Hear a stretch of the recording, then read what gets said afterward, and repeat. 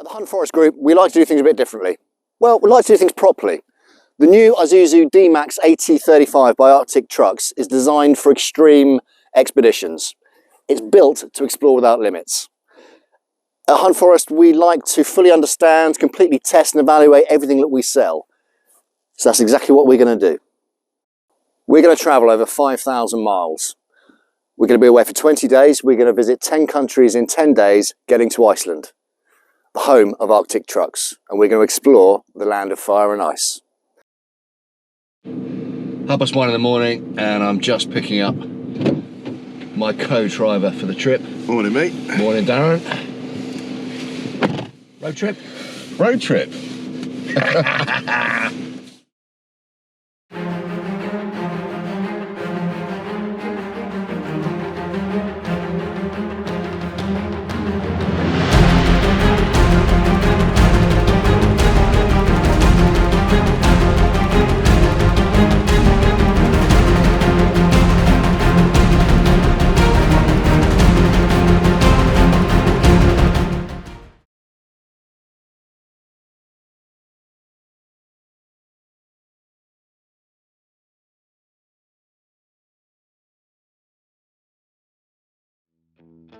So we finally hit the road and left the New Forest at stupid o'clock in the morning to catch our Channel Tunnel train.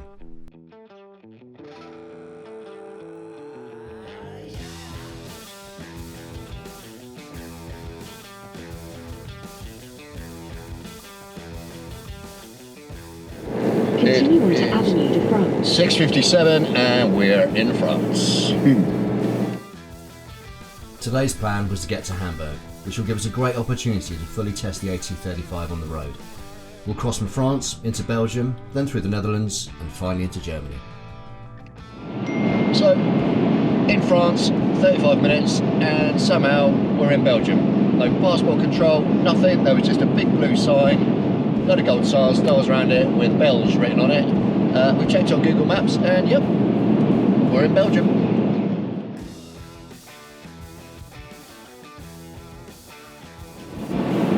So we allowed plenty of time for all the border crossings, and we've just crossed into the Netherlands, and again just a blue sign, no border control, no customs, nothing.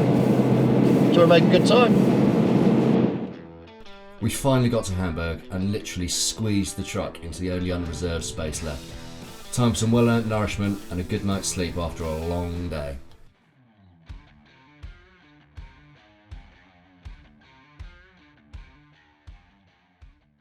The plan for day 2 was to get into Denmark and make a quick visit into Malmö in Sweden, then back to Copenhagen for our second stopover.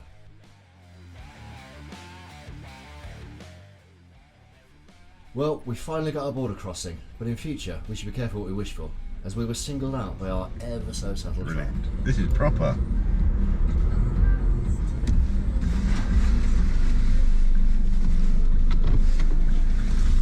Are we recording? Hello! Hi there. You're the wrong side of the car, you know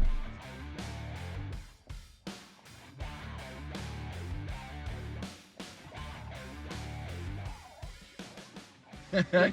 You know it. Brilliant, thanks ever so much. Cheers, pal. And we're just out there, filter up. Thank you very much. Have a great day. Thank you. Brilliant. Merge onto Sondage's motor bench. What a lovely border crossing. He's a nice fella. Nice guy. I'm thinking, I'm in Scotland. I don't know how.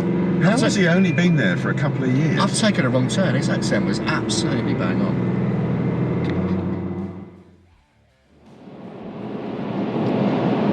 So we've just crossed the border into the Nordic countries. So we are now in Denmark. So we're day 2. Day 1 was fairly brutal, 11.5 hours driving. But I thought it'd be a good opportunity to so I'll let you know about why the D-Max is such a great choice for an AT35. So basically, as standard, the recross gives us an incredible amount of comfort. We've got a full leather interior, the driver's seat's fully electric with lumbar support, we've got Apple CarPlay or Android Auto. All of the D-Maxes have the what we call the ADAS systems, the Advanced Driver Assist systems. So we have lane change assist, lane keep assist, emergency lane keep, blind spot monitoring. We've got forward collision alert with autonomous emergency braking, reverse cross traffic alert. So it's the only pickup truck, certainly in the UK, to have the NCAP 5-star safety rating. Now, all of the double cab autos also have adaptive cruise. The manuals get cruise. So even though we drove 11.5 hours yesterday, it's just a comfortable place to be. And of course, you've got like Isuzu's 5-year or 125,000 mile warranty, which is a full warranty for the entire period. Tow's 3.5 tonne, carry over a tonne in the payload, so a full commercial vehicle, and the AT35 also carries over that full commercial vehicle status.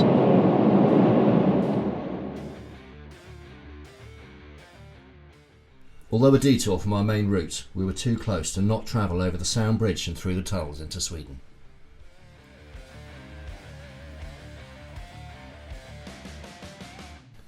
We arrived in Copenhagen early evening and managed to find a parking spot so we could keep an eye on the truck from the hotel window.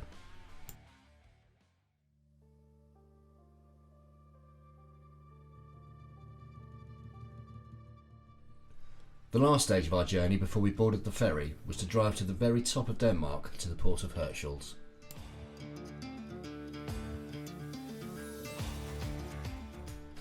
We arrived in Hirtshals in good time for our ferry. With a departure time of 3 o'clock, we would take a route up through the Norwegian Sea with a 6-hour stopover in Torshaven on the Faroe Islands. In total, we would be at sea for 2.5 days before we finally dock in the port in Iceland.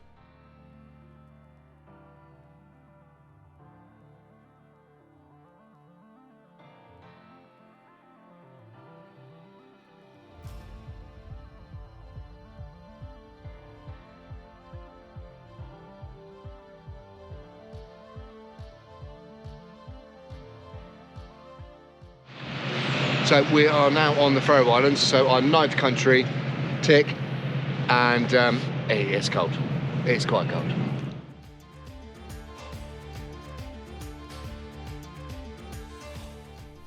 Although we couldn't get the truck off the boat to explore, the Faroe scenery certainly didn't disappoint, with calm blue seas and rugged snow-capped peaks as far as the eye could see.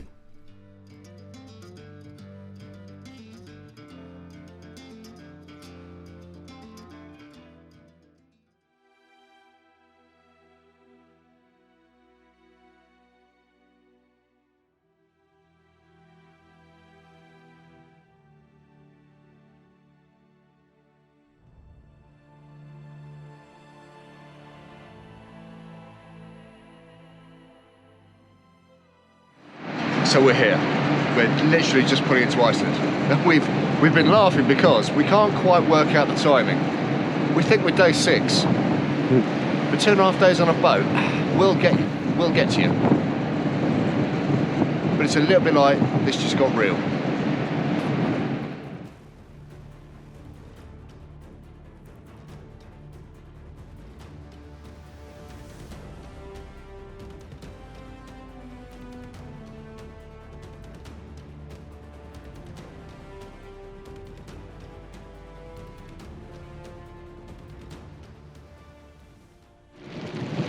Now, we planned for many things.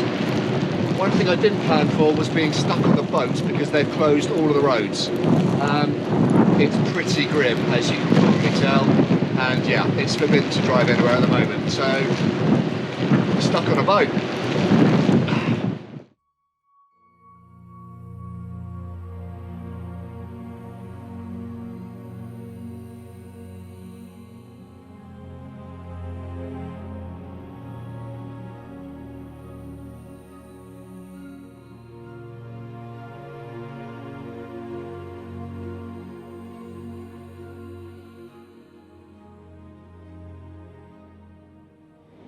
We're 36 hours behind, so yeah, we've got a lot to make up. So we can't actually get round all the way around to Reykjavik or anything like that, but the guys at Customs were very kind to us and said, take your truck out and go and try and shoot some stuff, and so that's what we're doing. So we'll keep you posted.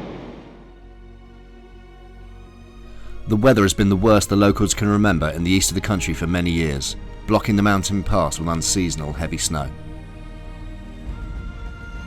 Our initial plans had been to disembark from the ferry 9 AM yesterday to take the northern loop to Reykjavik. Due to the conditions, Reykjavik is still 9.5 hours away. Jesus, Gareth, look at that!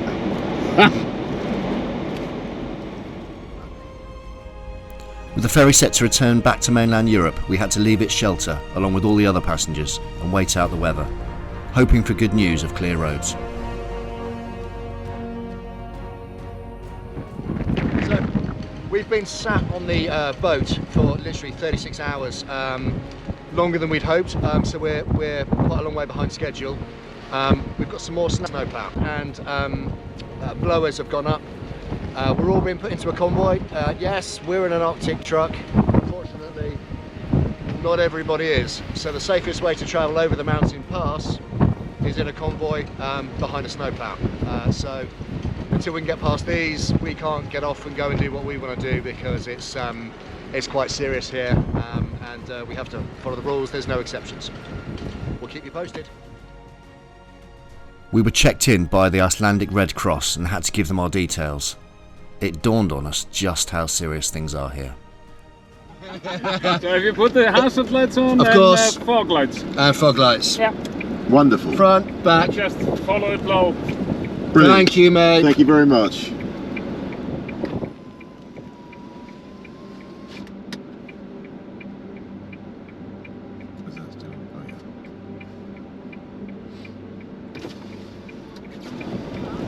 Hiya. Have you already? Yeah. Yeah, all good. Thank you very much.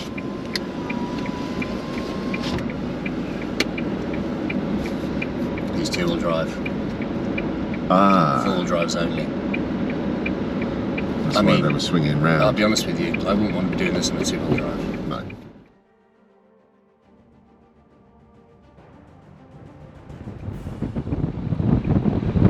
You make us look small.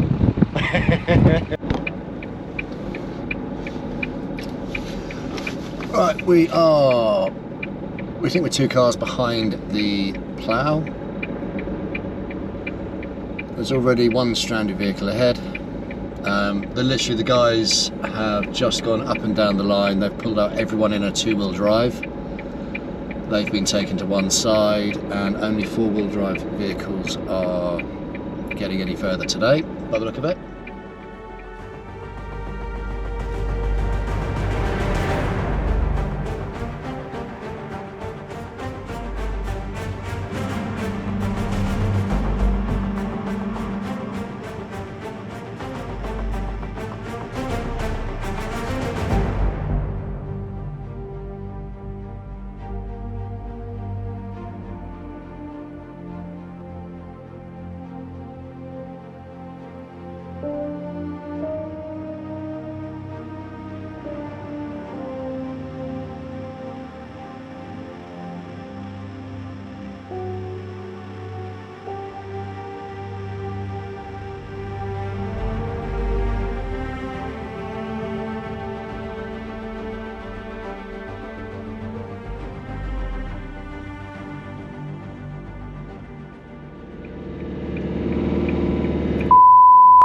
This is some proper driving conditions, isn't it? Isn't it just? I can't even see it. Yeah, now. I mean, that is a whiteout, people.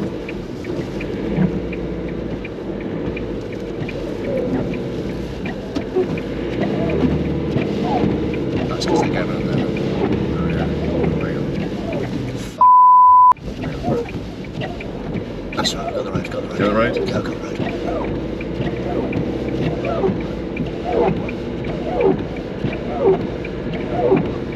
Okay, let's get a bit closer and stay a bit closer.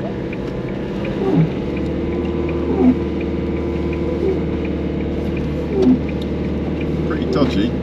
That was whiteout. Wasn't it? I mean, I couldn't see her in front. No?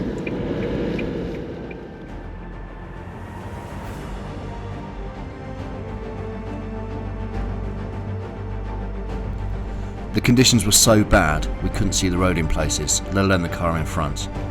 Wipers were on full, and even with the screen heater on full, ice was still forming, making visibility even harder.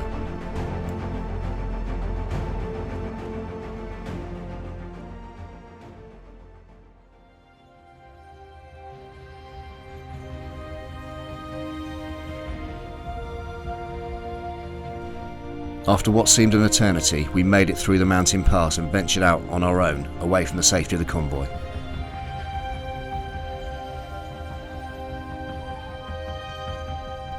Mentally exhausted from concentrating so hard, we pulled over to catch our breath and admire how easily the AT35 had coped with the extreme conditions so early in our trip.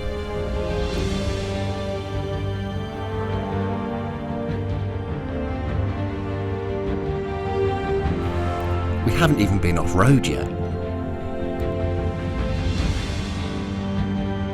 With light fading fast, we had to make up some time, and although the road conditions improved a little, we still travelled through some extreme Nordic weather.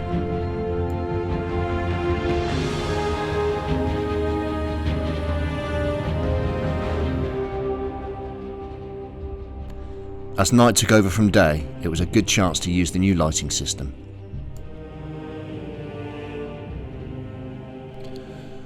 With the Solus IQ lights having 8 settings, it gave us a chance to flick through them to see which one suited the conditions the best.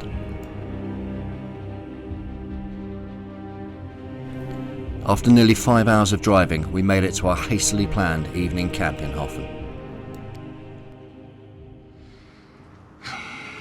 Darren, Yes, mate. what was your favourite part about today? Favourite part about today Yeah. was probably staying alive, mate, to be fair. Staying alive.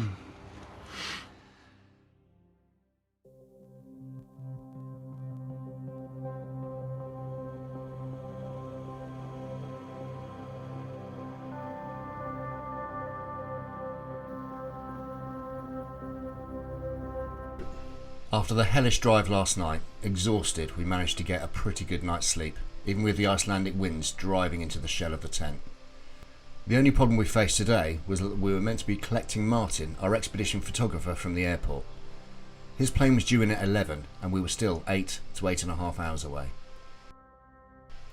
Cue a marathon coast-to-coast trek as we headed from Hoffen in the east to Keflavik Airport in the west of the country.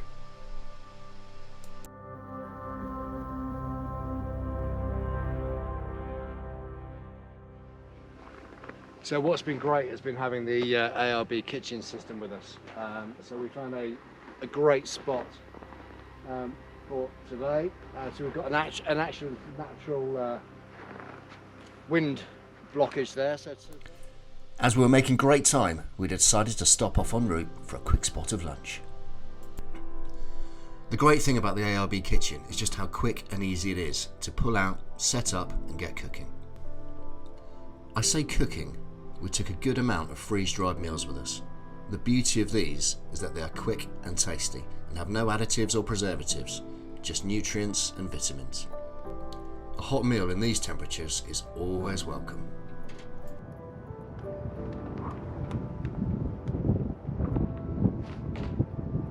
Reseal it, give it 8 minutes.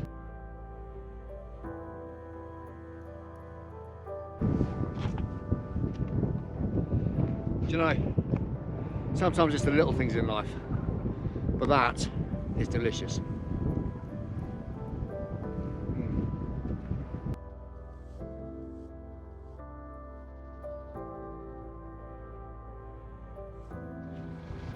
So in the New Forest we have lots of wild horses, cattle, we have deer, we have all sorts. Now in Iceland, see the New Forest ponies, quite small. These are Icelandic horses.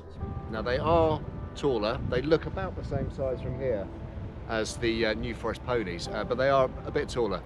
The difference is these are definitely horses. There has been no other breed of horse in Iceland allowed for hundreds and hundreds of years. So they've naturally evolved. Their bone structure is extremely dense, really stocky, very rideable, and apparently very friendly. But our first encounter, so we thought we'd stop and say hello.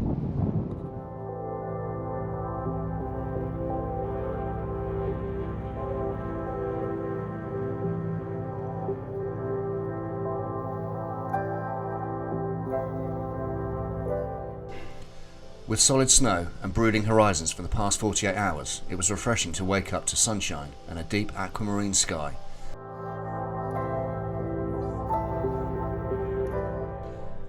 A thing that fascinated us whilst driving in Iceland was how the landscape could change from the midst of winter to clear snow-free ground in such short distances.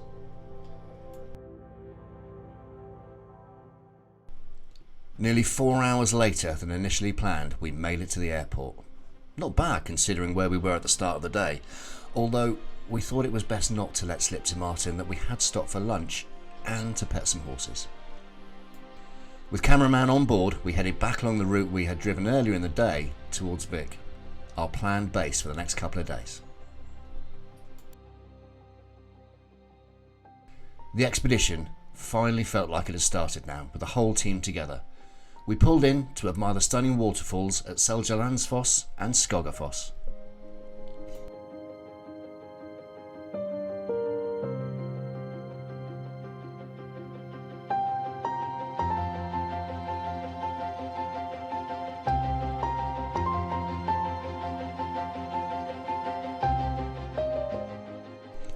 Finally free of any time constraints and clear from any tourist hotspots, we took a mountain road, climbing ever upward to reveal a stunning vista of water and rock for as far as the eye could see.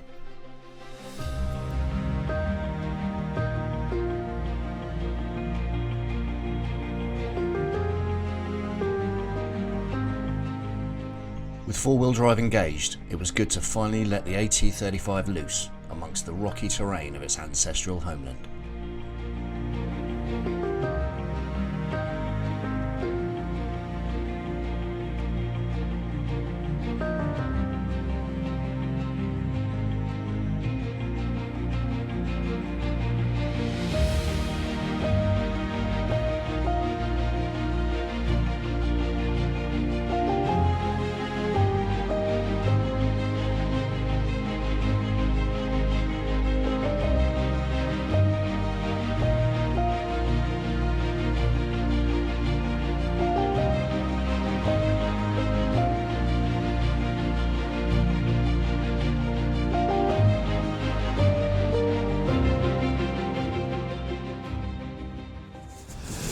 Okay, so we've had it's been a long day today, and we're just going to go to bed. So on to the usual evening routine.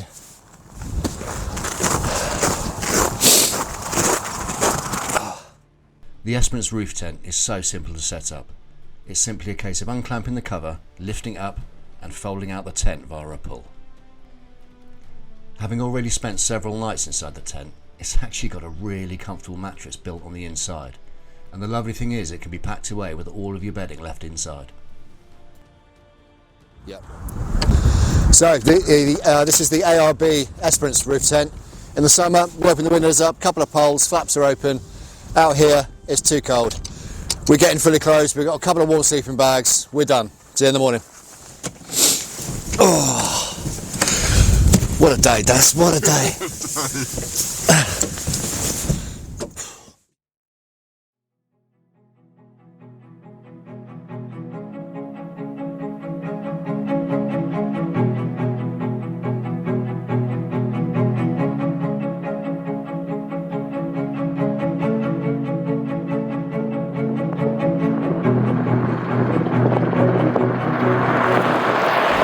Team now assembled, the expedition was finally back on track after a few minor weather hold-ups. We had a free day to go exploring, so we headed back east towards the glacier lagoons at Jakkalsalan, passing through some simply stunning scenery along the way.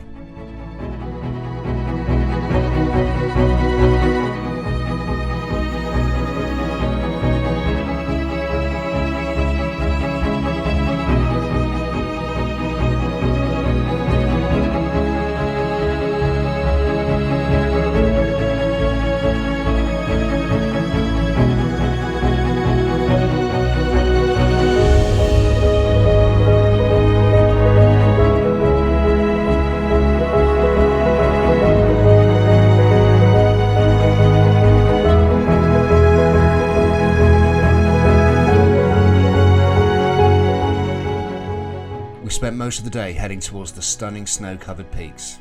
It really did feel like we were in a totally different world.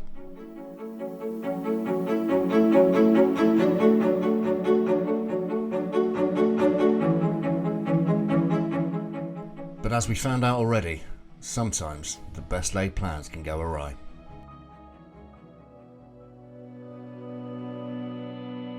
We happened upon a stranded vehicle, bedded deep down in the snow. Whilst trying a 3-point turn mid-road, the Jeep had missed the road edge and dropped down off of the verge. With snowplows constantly clearing the Icelandic roads, the drop-off either side was a lot deeper than could have been anticipated. Civilization and any kind of recovery vehicle was miles away, and although the sun was shining, the temperature still registered at -7 degrees. Always happy to help some fellow travellers in distress, we quickly jumped out to lend a hand and see just what the AT35 could do to help. Secretly, we were quite happy at the rescue opportunity. It meant we could test out the ARB Revo winch in a real-world situation.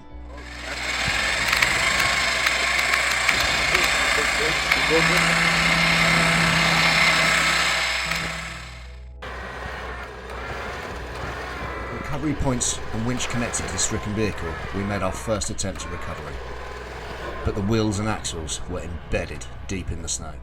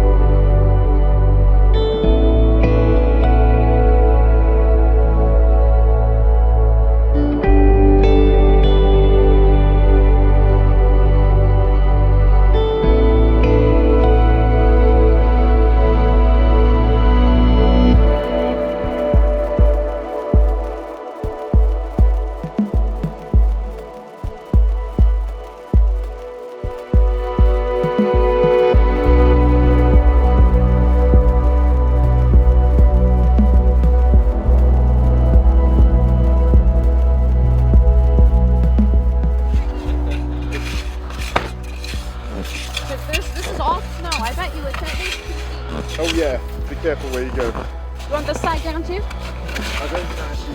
It's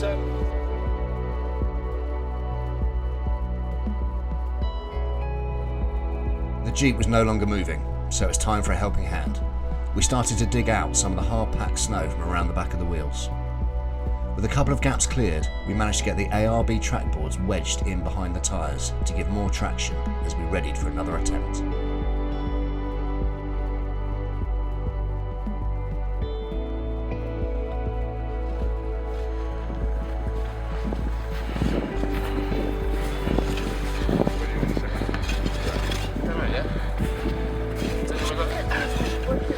wedge it down and angle it on that wheel. Yeah.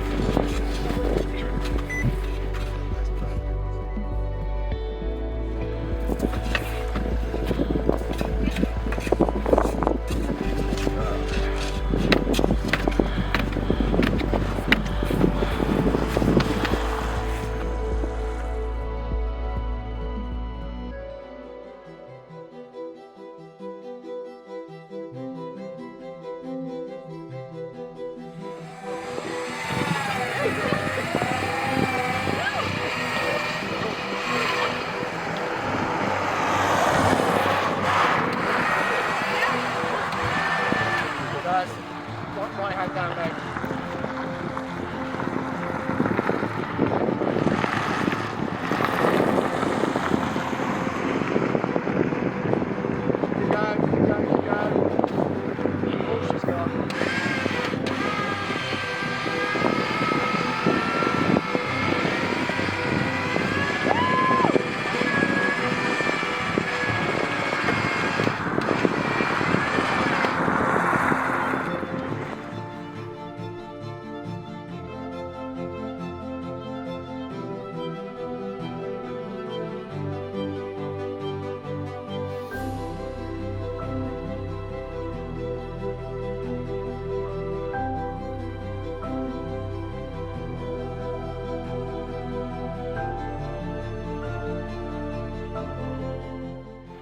So luckily we were able to pull them out, but we did have to use, so we used the ARB Revo winch but did need the track boards as well.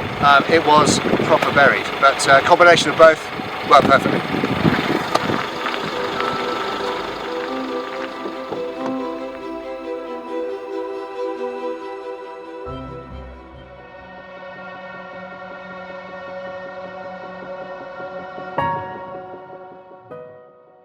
Although incredibly beautiful, the glacier lagoons proved to be popular with every other visitor in Iceland. So after a quick look around, we got back to exploring the roads and tracks that didn't have any other vehicles on them. The perfect way to end a memorable day.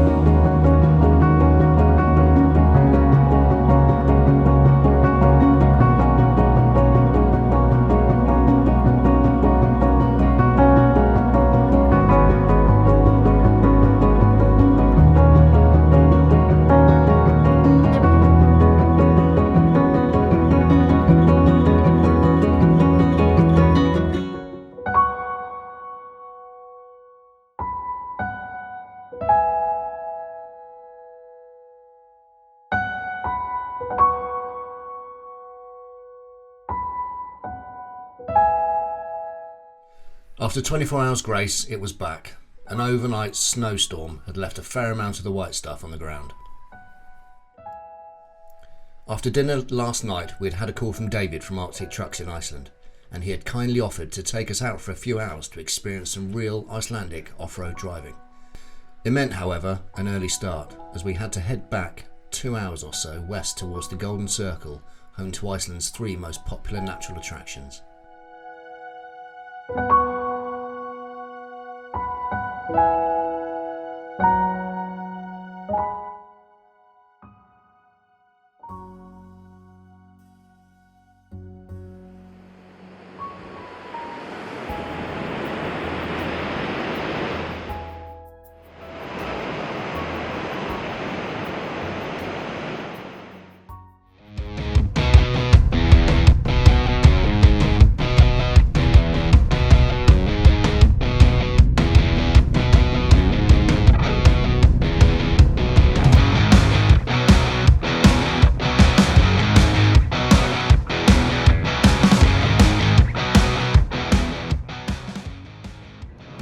Right, so we are we've driven for a couple of hours from the from our last location. We're actually going to rendezvous with one of the guys from Arctic Trucks in Iceland. So he's going to show us around a little bit and see what we can find.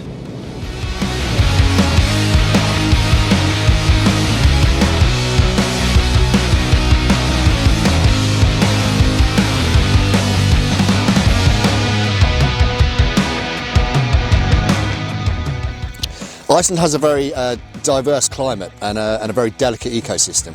One of the reasons for that is the Icelandic moss. It's very thick, it's very dense, and it can take over 100 years just to grow to this sort of height. Now, for this very reason, it's actually illegal to drive off-road in Iceland unless you're on very compact snow and the conditions are right.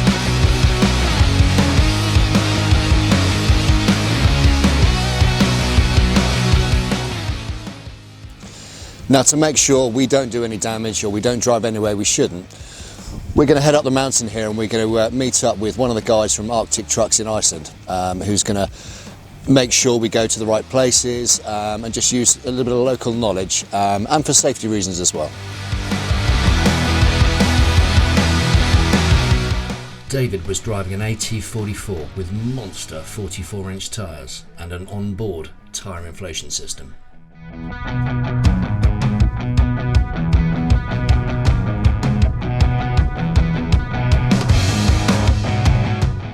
As he led us off into the wilderness, it only magnified how dangerous and isolated this country was.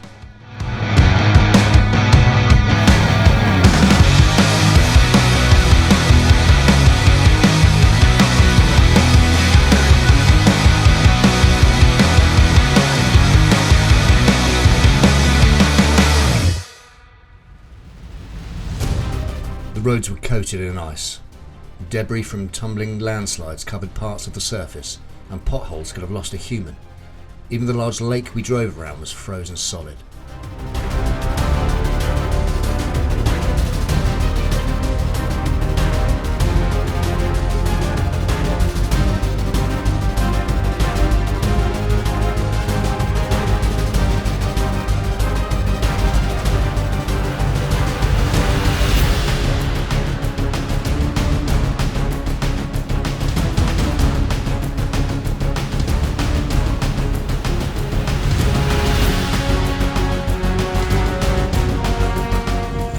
So we're actually getting there now. The road's getting much worse. We're going to drop the tyre pressures down to begin with because we're quite heavy on the back with all of the equipment and kitchen, rooftop tent and everything else. We're going to get down to 15 psi on the rears, 10 psi on the front. Later on during the day, we've been told we could actually go as low as 8 on the rears, 5 on the fronts, but it depends on how tough going it gets. So we're using the ARB deflation kit. We're taking the fronts down to 10 psi, the rears down to 15 psi.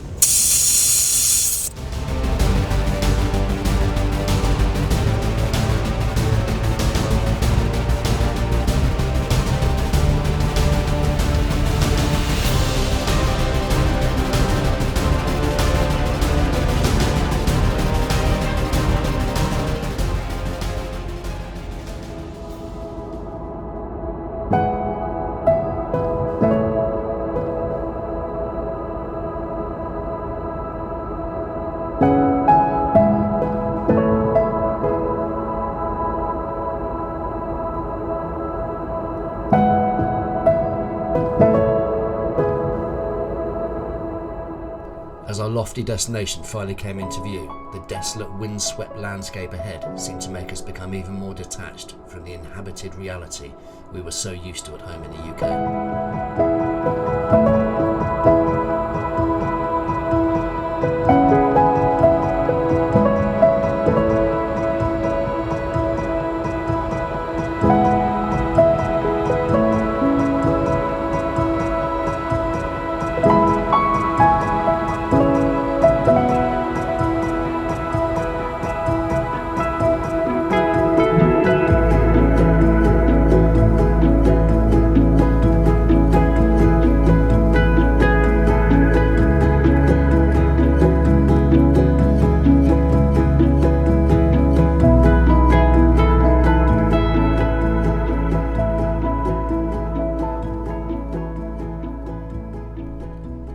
The wind beating relentlessly at the AT35 and another flurry of snow falling, we paused to take stock of just where we were.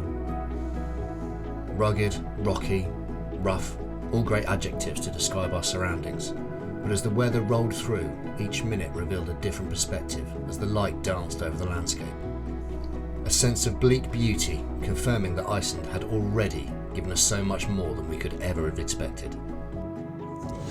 So we just met up with our guy from Arctic Trucks, and we are going to go up that mountain. Now we've looked it up, it's actually an extinct volcano. It's over 1,000 metres high, and just as a point of reference, that's about the same as Mount Snowdon in the UK. Now this is going to be a huge test for the AT35 and all the equipment we've got on board, and it's slightly worrying because we can't even see the top because of the cloud.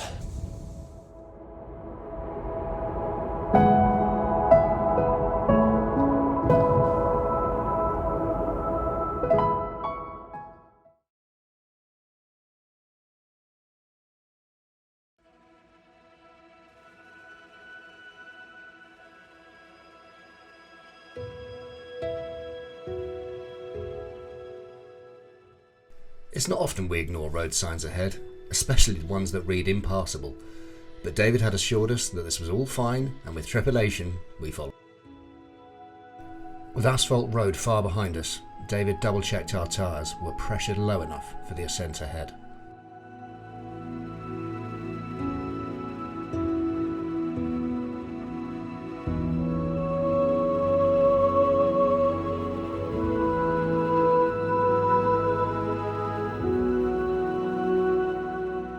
Good, guys. Can you feel the car being slightly smoother after we deflated? The tyres have made such a massive difference. It's actually comfortable. Good to hear. We might even deflate, another 5 psi down when we start driving in the snow. We'll see. It's just good to take it easy because you guys are quite heavily loaded. So we just, we're making good progress. That's great, thank you.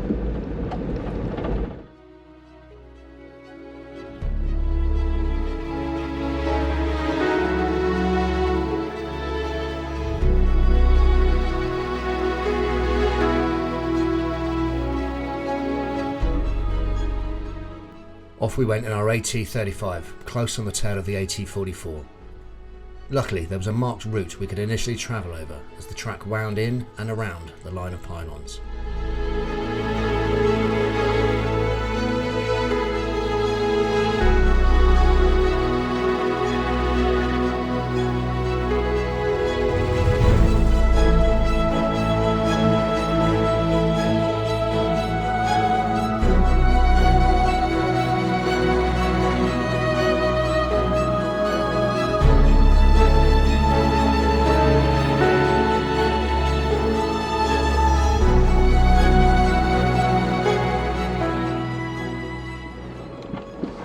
So we've put Martin in the back of the AT44. He's hanging out the back with his camera.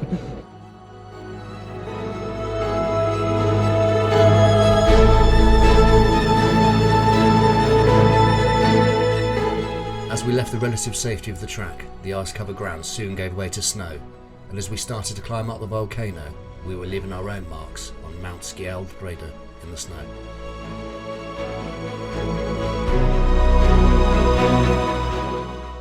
It's absolutely Stunning. amazing.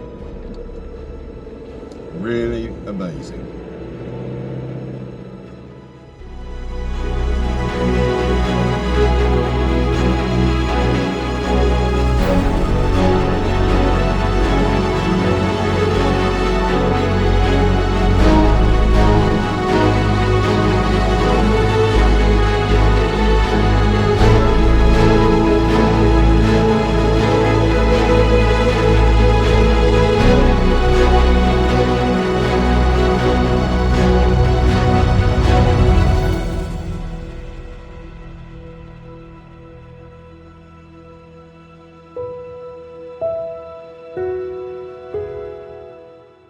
The view in our rear view mirrors was just breathtaking, and as we climbed ever higher, the one that awaited us would prove even better.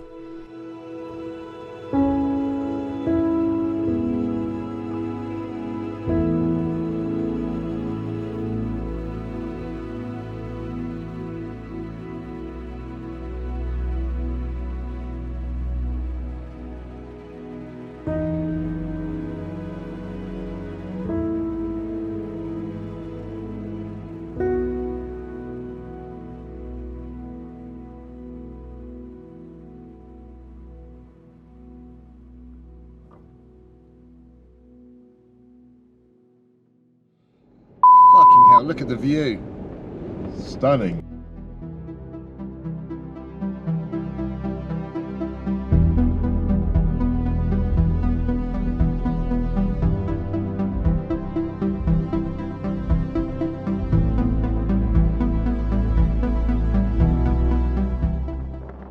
So we've made it to the top of the mountain, and it's absolutely mind-blowing. The scenery is incredible. The tyres. So, we're on the Nokian Rotivas. We dropped the tyre pressures down. We were always going to be compromised on tyres because we had to get here. So we couldn't use snow tyres as we would have killed them driving thousands of miles to get here. But these tyres are absolutely incredible. With the lower pressures, the grip is absolutely awesome. We're about to go into an old volcano, which is not active anymore, but it's quite a bowl, and I'm a little bit worried.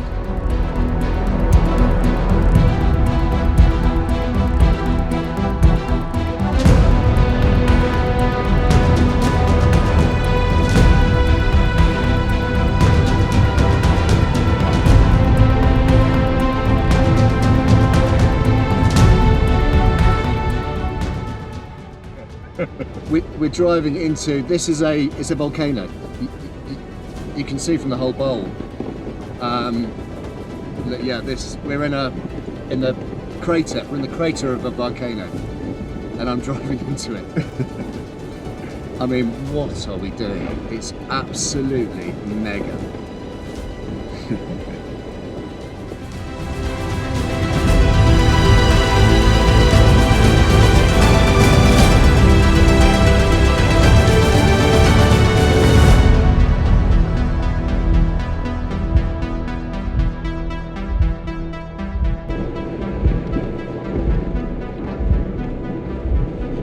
These tyres are a monster.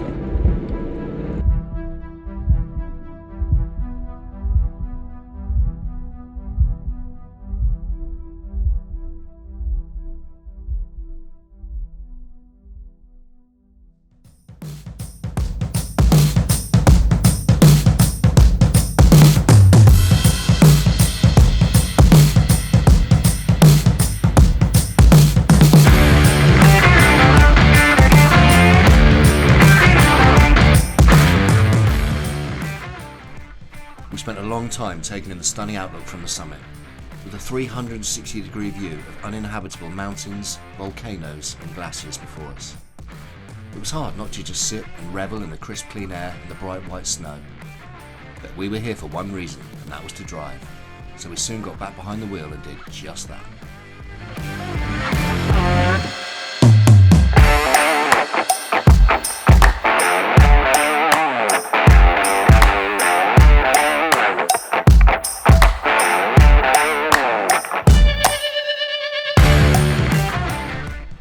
A playground on top of the world seemed like something we could only think up in a dream.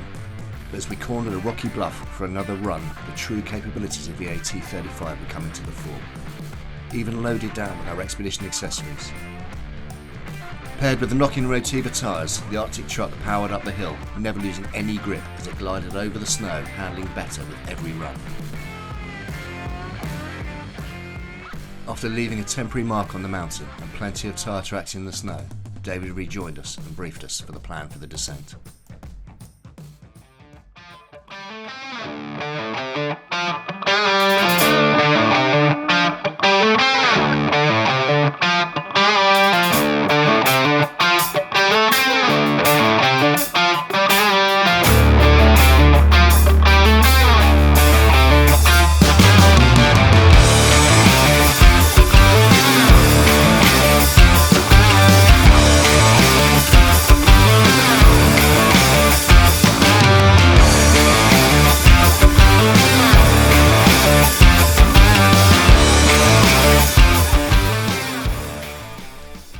Martin started the return leg in the back of the AT44, but as we hit higher speed going downhill, he was bouncing around all over the place, as well as getting covered in spray from the fresher snow. Halfway down, we had to put him out of his misery and let him get back inside.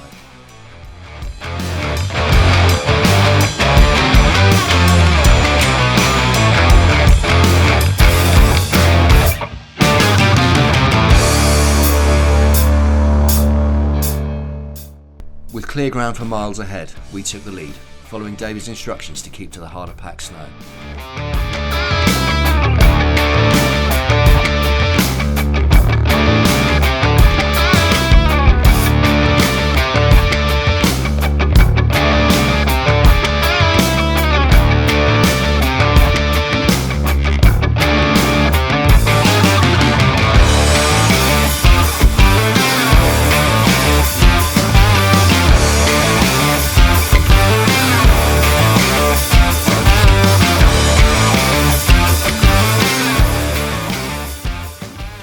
Unfortunately, it had to happen sooner or later. We got stuck for the first time during the whole expedition. A reflection on my driving more than the capabilities of the AT35. We hit a bank of snow with plenty of momentum, but rather than cruise on through it, it was fresher and deeper than anticipated, and we were soon bogged down and going nowhere.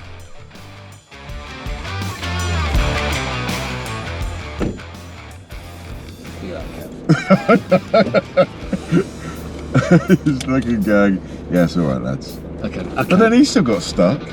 Yeah, he did, but he just rocked himself out of it, didn't he?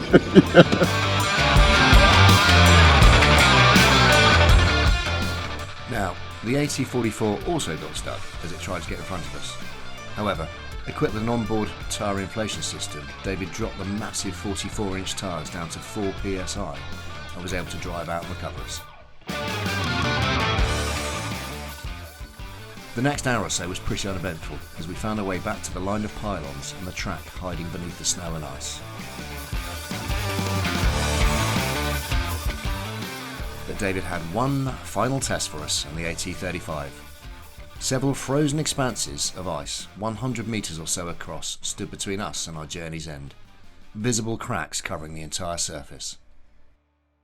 Radio. So our guide to say, if we hear cracking on this one, just to accelerate, just to keep going.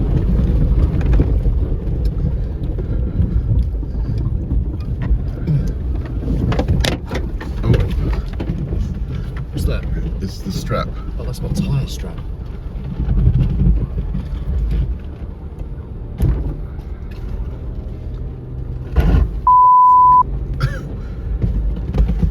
Now that's proper cracking.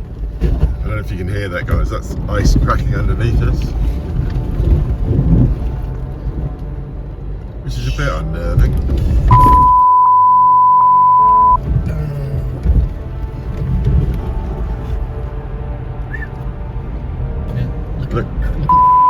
Look at the cracks in it, I need to guys. stop swearing. I'm finding that very difficult. Oh my goodness me. Whoa. Whoa. I think my heart is actually in my mouth. Whoa, slide. That's Torval and Dean. What was it, Bolero? Who do you want to be, Torval or Dean? Well, I'll be, I don't mind actually at the moment. I just want to get the other side of this. What's that? I don't know.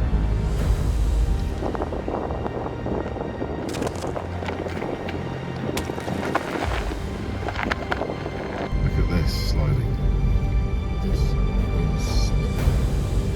Wow. Okay. Is that gravel? That's gravel. That's gravel ahead. I'm never so pleased to see gravel. I know. Well. Oh. Martin wants a photograph. Keep going.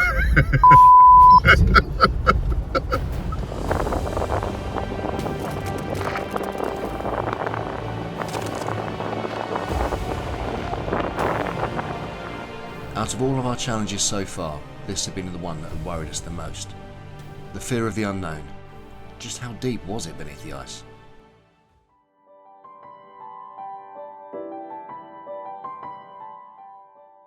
As we ended our off-road adventure at the tourist hotspot of Geyser, we couldn't thank David enough for showing us Iceland from this totally unique perspective. None of us knew driving up a volcano was a bucket list thing, but we had all agreed it was a totally unforgettable day. A huge heartfelt thank you to David and his family for spending their weekend showing us around.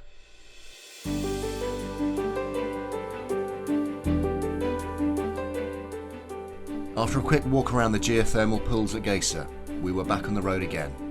An overnight stop in Reykjavik, ready to drop Martin back at the airport in the morning.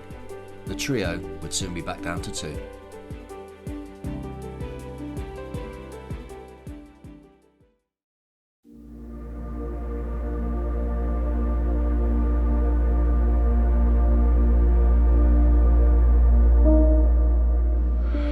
Okay, so it's like really early in the morning. We've been taking it in turns to keep an eye out for the northern lights. It's freezing, and Darren and Martin have just woken me up, and we've got some white whispers apparently in the sky. I've just had a quick look, and yeah, there's some white whispers out there, so we're gonna go and check it out.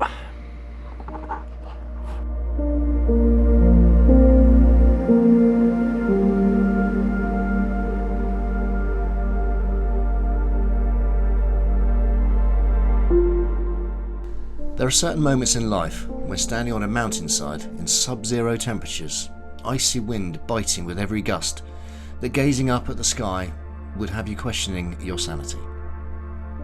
But as the heavens danced all around us with the world's greatest light show, that was the last thing on our minds. We had seen the Aurora Borealis, the #1 must-have for our expedition.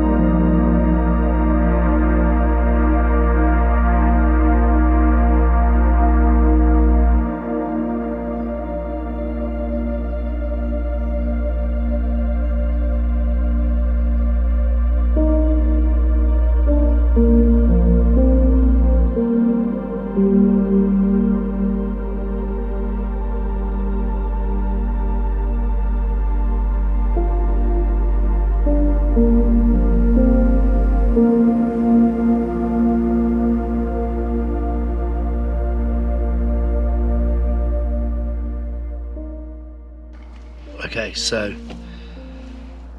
that was pretty amazing. We went out and literally just like a white whispers in the sky, and it wasn't until we held an iPhone up, all of a sudden the colours, so many colours come out, and then sort of moved to a bright green. Absolutely incredible, and it went on for so much longer than I thought it would. I don't know what I was expecting. I thought if we were lucky enough to see them, it would be a couple of seconds, you know. But no, we had a good 20 minutes to half an hour. So yeah, absolutely incredible. I'm hoping the pictures came out good. Really hoping, but absolutely amazing. What a night. Iceland has really delivered.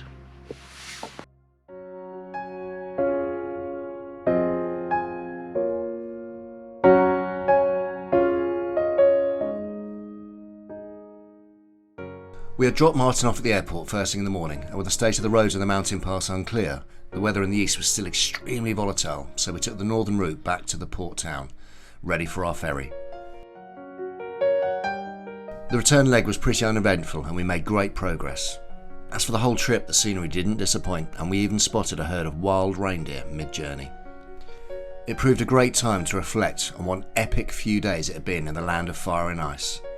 The mountain pass, the rescue, the volcano and the Aurora were all unforgettable experiences on our AT35, which hadn't missed a beat.